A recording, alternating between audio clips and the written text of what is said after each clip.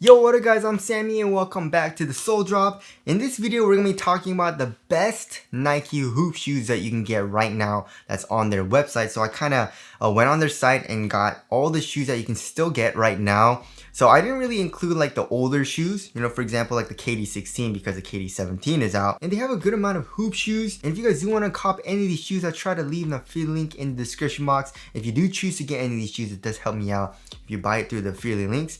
And as always, thank you guys so much for all the support. And also, if you want to buy the shoe as well to support me, there is like product images underneath this video or right over here if you guys do want to cop the shoe, right? But yeah, Nike has a good amount of hoop shoes and Nike is very popular. I mean, if you play basketball, I mean, Nike is pretty much like the biggest company, you know what I mean? So but honestly, Nike's been kind of lacking, you know what I mean? In terms of quality, the material quality, the upper quality has not been good. And also a lot of their shoes are extremely expensive and not that good performance compared to some of the other shoes that are coming out from other brands, you know what I mean? I mean, Chinese companies are killing it. We got Serious Player Only, we got Wade 361's been killing it, you know what I mean? Rigor, they only have one shoe, but the AR1 is super duper nice. Adidas is kind of coming up as well. I feel like this year or for the past year, Nike's been kind of like in a slump, you know what I mean? It's been going down a little bit for me, performance-wise, in my personal opinion. So anyways, we got, how many shoes we got? I got 13 shoes. So yeah, I try to include all of them. So let's get it started off with number 13, and we got the Jordan Luka 2s. The Luka 2s are not my favorite shoe. I really don't like playing in that shoe. Comparing it to the Luka 1, it's a lot worse in my personal opinion.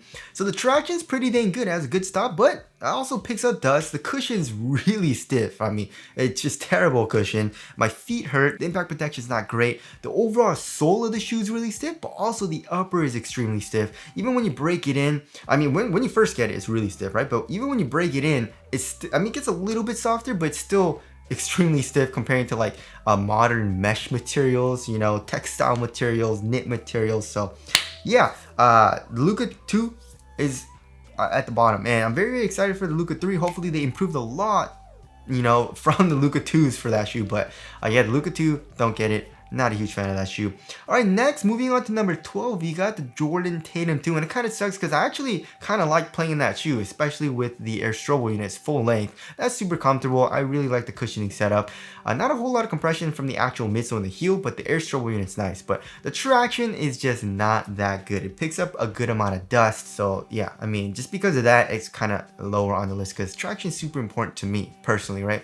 The upper also not the best. I mean, I do like the textile material, but it's kind of flimsy, you know what I mean? So it does feel a little bit cheaper, but once you break it in, it's supportive. It conforms to your foot pretty well. Support's overall pretty good too. So there is the Tatum 2.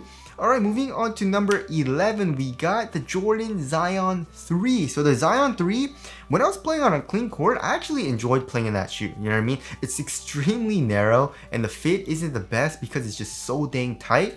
But I like to have a very tight fit when I hoop, you know what I mean? Like, I would not wear the Zion 3 casually because it just chokes my foot up, but when I'm hooping in them, not a huge deal for me. The traction when I'm playing on a clean court is actually pretty dang nice. I have a nice loud high pitch squeak, pretty dang nice bite, just picks up a good amount of dust. But it just has a better bite than the Tatum 3. And also, I really like the drop-in midsole. The drop-in midsole with the 4'23" and the 4-foot zoom unit that's bottom loaded, super duper nice. I also really like the textile material. Support's great. So yeah, because of the fit and also the dust performance, it's gonna be lower on the list, but it's still a little bit better than the Tatum 2 in my personal opinion. Just don't get the SE. The SE is dog doo-doo. Do not get that shoe, right? Alright, moving on to number 10, we got the Jordan 38 Low. So amazing shoe overall. I really like the full-length zoom Strobel unit. It's very, very bouncy. I mean, I feel like most people do like that, but the traction just isn't great. I do have a translucent outsole, but it's just like, it picks up a little bit of dust, or a good amount of dust. I would say it picks up less than the Zion 3 and the Tatum 2, but still does pick up dust. And also, if you're playing on a clean court, overall pretty good bite, but not top tier, you know what I mean? The overall material is good though. It does get soft, it conforms to your foot very well. The upper quality is pretty nice, and not super nice for the price, however, it's like 180 bucks, but it's pretty nice. It's better than the Zion 3 and Tatum 2. So that's why it's number 10. All right, moving on to number 9, we got the Nike Book 1. So the Book 1 is pretty dang nice. The only problem I had with that was the forefoot impact protection. It's just not the greatest, you know what I mean? And also the impact protection in the heel. For heel strikes wasn't the best either, but it is overall plush for the cushion, like underneath your foot, for step and comfort. The traction overall is pretty dang nice as well. You got a nice bite. It squeaks pretty dang loud too. The upper is very comfortable, especially the tongue and ankle area. There's a lot of padding. The forefoot lateral containment isn't the best, however. You know what I mean? Like, I don't know why they didn't add a lateral counter to that shoe, and it's not the best for lateral containment. I mean, it was adequate for me, but I am a lighter guy. But I feel like if you're heavier and you need really good lateral containment, not the best in the Book 1, but overall, it's still a pretty nice shoe. All right, moving on to number 8, we got the Nike GT Hustle 2. So yeah, the GT Hustle 3 is coming out soon, but the 2 is still pretty dang nice. Extremely light, not the best for torsional support. It bends very, very easily, but not a huge issue for me. The traction overall was pretty solid. It's not top tier, that's why it's a little bit lower on the list. I wish the traction was a little bit better, but once you break it in, it's pretty nice, you know? The cushion, it has the best full-length zoom strobel setup in my personal opinion in any shoe, you know what I mean? It's lower to the ground than most other setups with full-length zoom strobel. For example, like the Jordan 38, it's a little bit higher up off the ground. The GT Hustle 2 has better court feel. You have good bounce right underneath your foot, and also the upper is extremely thin and minimal, right? The overall support is adequate. It's not the best, but it's adequate. So yeah, the GT Hustle 2 is a pretty nice shoe. I feel like starting from number 8, these are the shoes that are pretty dang nice, right? All the other shoes before this, not the best, you know what I mean? All right, now moving on to number 7, we got the KD 17. So the KDs have gone downhill in my personal opinion. You guys remember the KD 13? The 13 super duper nice, top 5, top 3 performer that year. Same thing with the 14, best performer that year. 15 was pretty dang nice. It has heel slippage, but it was still pretty dang nice. 16, not my favorite. 17, not my favorite, right? So it's really nice for the traction if you're playing on a clean court, but does pick up a little bit of dust.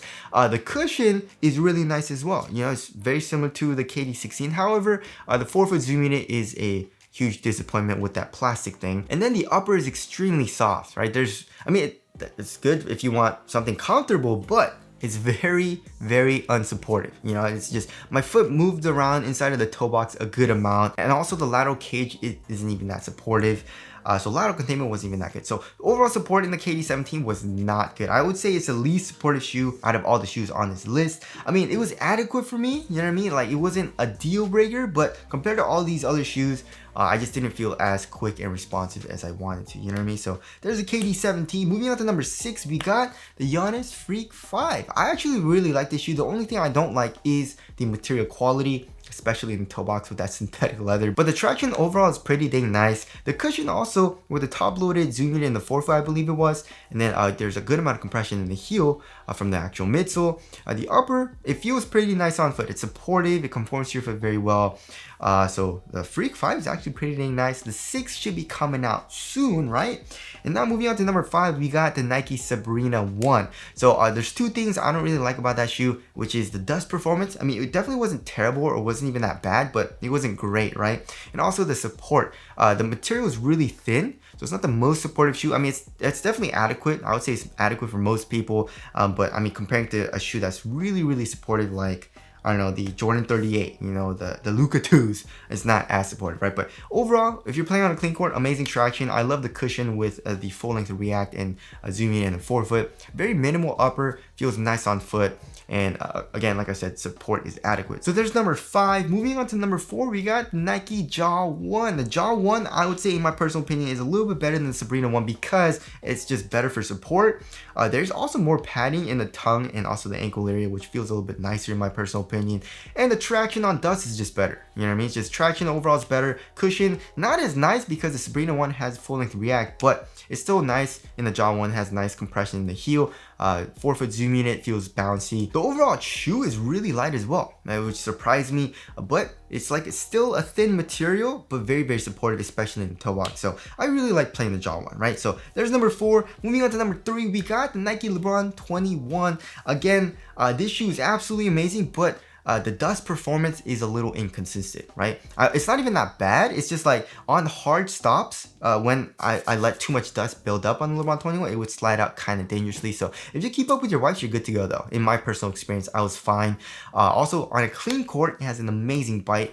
Cushion also is really nice. You got a Zoom turbo unit in the forefoot, has nice bounce, nice compression, and also in the heel we have a nice little compression as well. Overall, very supportive shoe. The upper quality isn't the best for $200, you know what I mean? But it's thin, it's supportive, conforms to your foot pretty dang well. So it performs very, very nicely, right? All right, moving on to number 2, we got pretty much the cheapest shoe on this list. I really like playing in the shoe, which is the Nike GT Cut Academy, right? So the cushion is definitely lacking though. You know what I mean? But it is using full length Renew, a bottom loaded forefoot zoom unit, but overall it has nice compression in the heel and impact protection is adequate. And if you want a nice responsive setup with adequate impact protection, if you're a guard, then that's a really nice cushioning setup. Traction is really, really nice. And does pick up very minimal dust. The upper, I mean, that quality isn't the best, but for 95 bucks, it's not that bad. And also, it's on sale. I saw some colorways on sale for like 60, 70, 80 bucks. So I don't know if the sale's still going on, but still very good price, right? And then overall support's great. So that is number 2. And moving on to number 1, we got the Nike GT Cut 3. So in my personal opinion, that is Nike's best hoop shoe right now.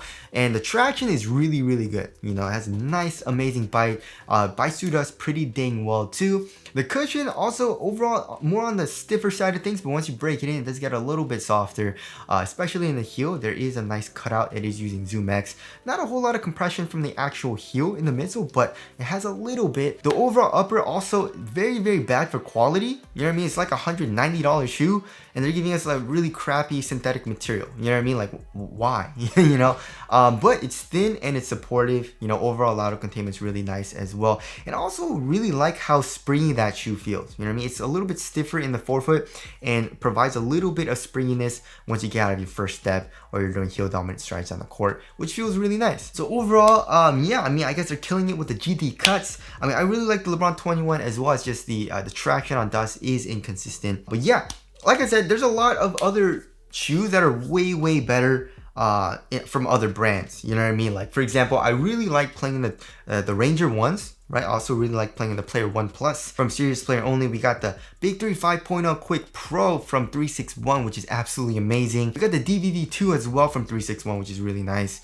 We got the Kai one, the Zap one. Really nice cushion, really nice traction, really nice price, you know, comparing to all the other shoes from Nike. So anyways, I definitely feel like Nike needs to step up their game, especially for next year.